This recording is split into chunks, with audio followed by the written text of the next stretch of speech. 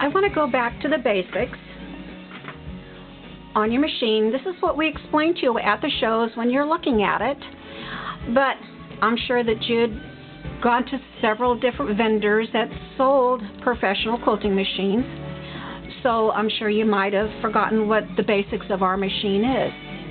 Everything is in your book, but it's always easier when you have a visual.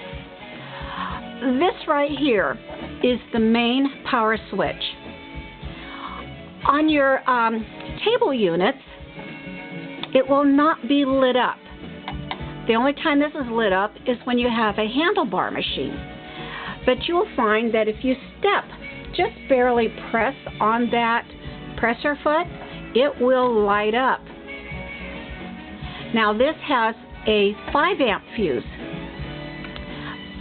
This other button here, that is for your lights. So that way your lights will come on. They are wired separately, as you know, by the plug from the main power switch. This is what we call a rheostat, or your speed control. It's totally opposite of what you think it should be. It's not like a radio knob. This is, when you turn it clockwise, that is slow. When you turn it counterclockwise, that increases your speed. I have found around the 10, 11 o'clock range is a pretty good speed. Now, if you were to take this knob and turn it all the way until you hear that click, well, you want it to click it back on.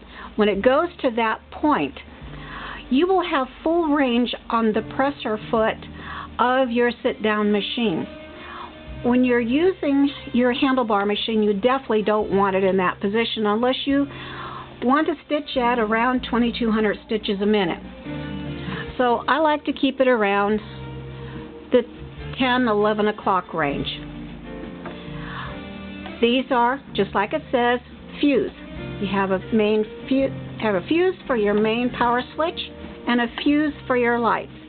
This is to protect you and the machine against any type of power surge or spike that you have in your electricity.